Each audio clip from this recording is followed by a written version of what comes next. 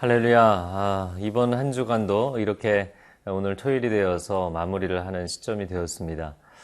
오늘 여러분과 여러분의 가정에 참된 안식이 있는 그런 하루가 될 수 있기를 주님의 이름으로 축복합니다. 우리의 삶을 생각해 보면 하나님이 우리의 삶을 어떻게 인도하시는가? 물론 기적적으로 역사하시고 인도하시기도 합니다. 그러나 저는 오늘 본문의 말씀을 나누기 전에 우리의 삶을 순리대로 인도하시는 하나님을 묵상해 보았으면 좋겠습니다. 왜냐하면 하나님께서 이 자연의 모든 이치를 만드신 분이십니다. 인간 사회의 모든 이치를 만드신 분이십니다. 여러분, 뭔가를 억지로 내가 원하는 것에 끼워 맞춰서 하나님께 간구하는 그런 신앙생활이 아니라 하나님의 인도하심이 물 흐르듯이 순리대로 흘러가는 것을 순종하는 삶. 그러면 하나님도 기뻐하시고 여러분도 기쁜 그런 복된 삶이 오늘 하루 열릴 수 있기를 주님의 이름으로 축복합니다.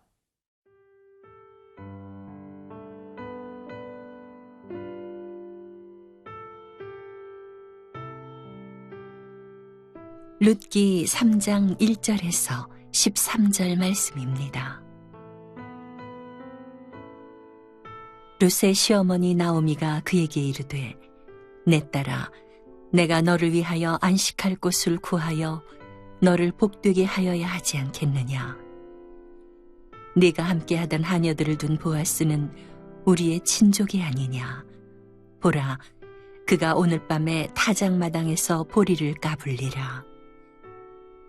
그런즉 너는 목욕하고 기름을 바르고 의복을 입고 타작마당에 내려가서 그 사람이 먹고 마시기를 다하기까지는 그에게 보이지 말고 그가 누울 때에 너는 그가 눕는 곳을 알았다가 들어가서 그의 발치 이불을 들고 거기 누우라.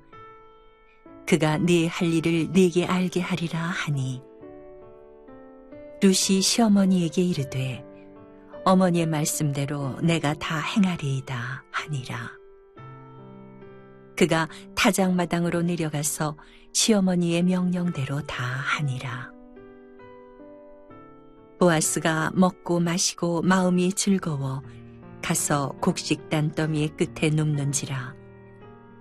룻이 가만히 가서 그의 발치 이불을 들고 거기 누웠더라. 밤중에 그가 놀라 몸을 돌이켜본즉 한 여인이 자기 발치에 누워 있는지라. 이르되 네가 누구냐 하니 대답하되 나는 당신의 여종 룻이오니 당신의 옷자락을 펴 당신의 여종을 덮으소서.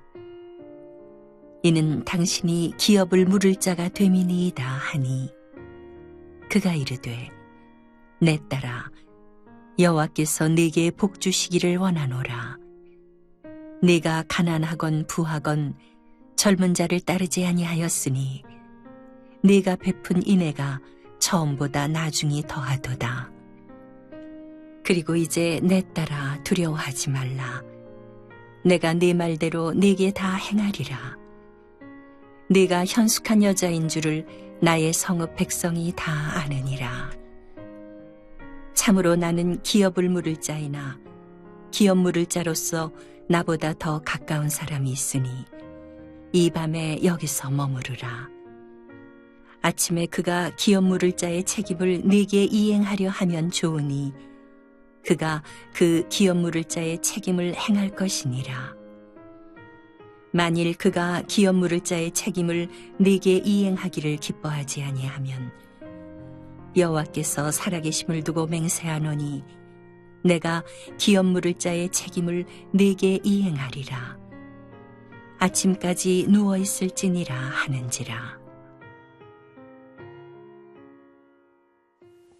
오늘 본문의 첫 번째 부분입니다. 드디어 나오미가 하나님의 인도하심의 어떤 타이밍을 그 마음 가운데 확신하고 자기 며느리 룻에게 작전을 지시하는 그런 장면입니다. 1절 말씀에 룻의 시어머니 나오미가 그에게 이르되 내 딸아 내가 너를 위하여 안식할 곳을 구하여 너를 복되게 하여야 하지 않겠느냐. 자, 추수의 기간 한 달여가 이제 지나가게 됩니다. 보리추수, 밀추수 이 기간들이 다 지나고 나서 나오미가 내가 너에게 안식할 곳, 너의 평생에 이제 너의 가정을 세워주어야겠다. 이런 이야기를 하는 것이죠. 그러면서 2절 말씀에 보면 내가 함께하던 하녀들을 둔 보아스는 우리의 친족이 아니냐. 보라 그가 오늘 밤에 타작마당에서 보리를 까불리라. 이렇게 되어 있습니다. 보아스는 우리의 친족이다. 너가 한 달여 가량 그 추수하는 곳에서 이삭을 주었던 바로 보아스의 밭이죠. 그 보아스가 우리의 가장 중요한 친족 중에 한 사람이다. 그러면서 보아스에게 오늘은 중요한 날이라는 것을 이야기해 줍니다. 그날은 무슨 날이냐면 타작마당에서 그 추수한 알곡들을 껍데기를 벗기는 그런 작업을 하는 날입니다. 자, 그런데 한 가지 재밌는 것은 2절 하반절에 밤에 타작마당에서 보리를 까분다 이렇게 되어 있습니다. 왜 빛이 밝은 대낮에 하지 않고 밤에 하는 것일까요? 그것은 팔레스타인의 기후적인 측면인데 낮에는 바람이 거의 없고 저녁이 되면서부터 선선하게 바람이 불기 시작합니다. 그래서 팔레스타인에서는 이렇게 타작을 할 때 저녁 시간부터 한밤중까지 열심히 그 선선한 바람에 그런 곡식들, 나달갱이들을 타작하는 작업을 하는 것입니다. 그리고 나서는 밤에 그대로 그곳에서 자는 풍습이 있었습니다. 이어지는 3절에 보면 목욕 재개하고 준비하고 가서 보아스가 누우면 정말 피곤해서 고나여서 잠이 들겠죠. 그 발치에 가서 너도 가서 누워라 이렇게 지시를 해 주었습니다. 나오미를 보면서 정말 그 며느리가 자기 딸보다도 더 소중하게 아름답게 자신을 섬기는 것을 보며 얼마나 그를 축복하고 싶은 마음이 강했겠습니까? 그래서 나오미가 룻에게 축복의 길을 열어주기 위해서 이런 일들을 지시한 것이죠. 자, 그러나 나오미가 참 지혜롭게 이런 지시를 했다고 보입니다. 왜냐하면 노골적으로 보아스에게 가서 고백을 하라고 한 것이 아닙니다. 아주 조용히 그렇게 다가가서 그러나 결국에는 보아스가 인기척을 느끼고 일어나 스스로 결정할 수 있는 시간과 여유를 준 것이죠. 그래서 사람과 사람과의 관계가 이렇게 내 마음에 소원하는 것도 있지만 상대방이 소원하는 것이 무엇인지를 헤아리는 서로가 서로의 마음이 맞고 소원이 맞아서 동행하는 삶을 사는 것. 이것이 진정한 인격적인 관계인 것이죠. 자, 5절 말씀. 룻이 시어머니에게 이르되 어머니의 말씀대로 내가 다 행하리이다. 6절에 그가 타작마당으로 내려가서 시어머니의 명령대로 다 하니라. 룻이 시어머니의 말씀을 듣고 순종합니다. 그런데 그 순종하는 것이 여기에 무슨 다른 대사가 특별히 길게 없고 그냥 그대로 다 순종하겠습니다. 가서 그대로 순종했다라고 되어 있습니다. 순종이라는 것은 하나님의 말씀에 순종할 때 하나님의 마음을 감동시키는 것이고요. 또 순종이라는 것은 우리의 리더십에 순종할 때 그 리더십의 마음을 감동시키는 큰 힘을 가진 것입니다. 우리는 당연하다고 생각할지 모르겠지만 그러나 우리가 성경에서 보아스를 좋은 캐릭터라고 상정을 하고 있기 때문에 그런 것이죠. 실제로 룻은 굉장히 젊은 사람이고 보아스는 아버지뻘 되는 사람이었습니다. 룻이 다른 생각, 다른 마음, 다른 열심을 가질 수도 있었던 것이죠. 그러나 이 모든 되어지는 일들의 흐름을 볼 때 하나님의 순리가 있는 것입니다. 우리는 우리 인생에 나의 갈망을 더 중시하는지 아니면 하나님의 순리를 더 중시하는지요. 오늘 하루를 살아가면서 그 하나님이 내 인생을 이끌어 가시는 흐름을 느낄 수 있는 영적인 민감함이 있기를 주님의 이름으로 축복합니다.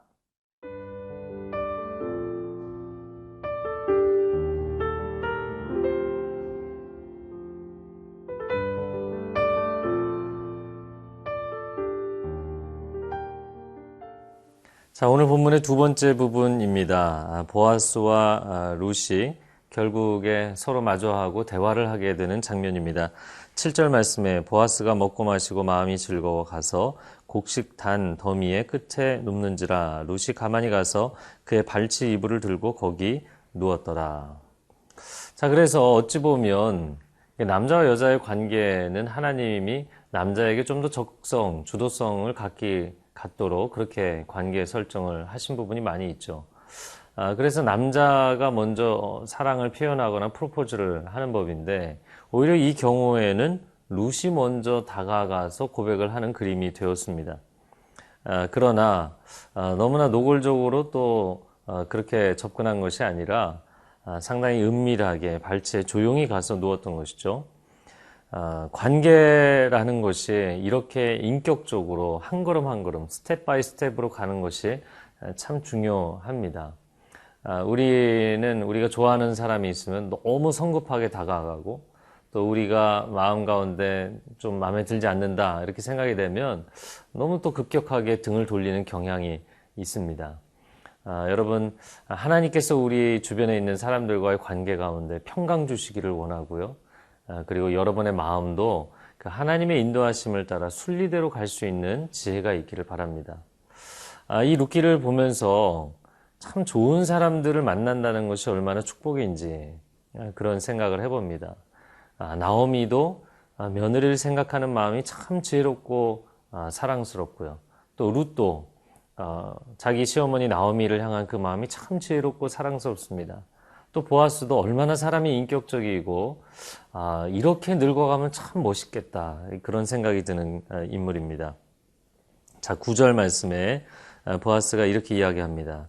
이르되 내가 누구냐 하니 대답하되 나는 당신의 여종 룻이오니 당신의 옷자락을 펴 당신의 여종을 덮으소서. 이는 당신이 기업을 물을 자가 됨이니이다.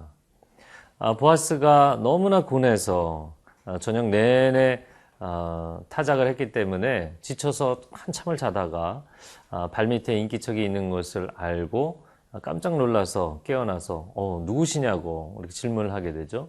그랬더니 당신의 여종 룻입니다. 당신의 옷자락으로 나를 덮어주십시오. 당신은 우리 기업을 물을 자가 아닙니까? 기업 물을 자라는 것은 이미 앞부분에 한번 나왔는데요. 우리 기업에 대해서 당신의 책임감을 가지고 우리 기업을 회복시켜줄 사람이 아닙니까? 라는 것입니다. 자, 10절에 보아스가 이렇게 대답합니다. 그가 이르되 내 딸아 여호와께서 내게 복 주시기를 원하노라. 내가 가난하건 부하건 젊은 자를 따르지 아니하였으니 내가 베푼 인애가 처음보다 나중에 더하도다. 그리고 11절에 그리고 이제 내 딸아 두려워하지 말라. 내가 내 말대로 내게 다 행하리라. 내가 현숙한 여자인 줄을 나의 성읍 백성이 다 아느니라.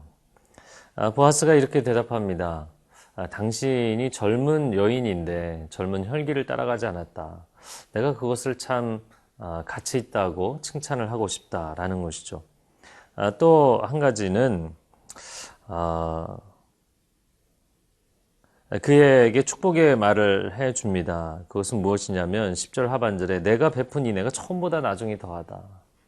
그럼 룻이 베푼 첫 번째 인애와 나중 인애라는 것이 무엇인가요? 첫 번째 인애는 모압 땅의 나그네로 객으로 찾아왔던 그의 전 남편을 선대했던 것을 이야기하는 것이고요. 이제 나중에 베푸는 인애라는 것은 가문을 세우고자 자신의 개인적인 사리사욕을 챙기지 않고 그런 공적인 이익을 위해서 헌신하는 것을 이야기하는 것입니다. 그리고 너가 현숙한 여인인 것을 이 지역 사람들이 다 안다.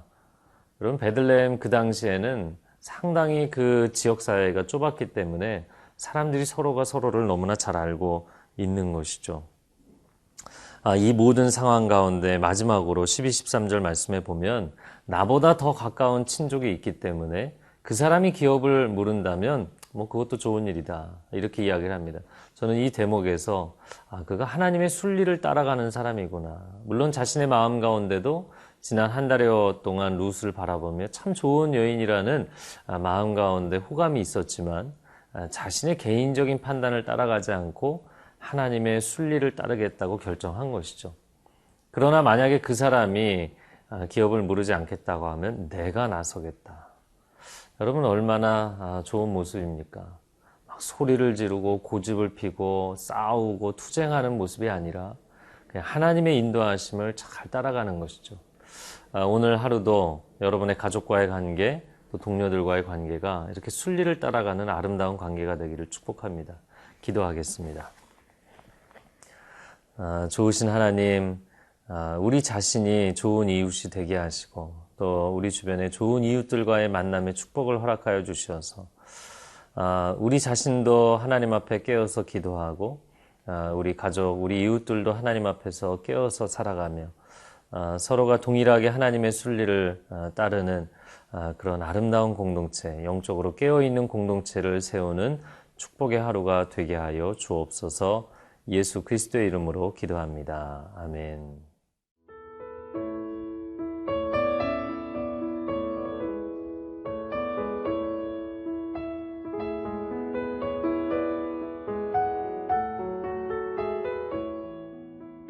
이 프로그램은 시청자 여러분의 소중한 후원으로 제작됩니다.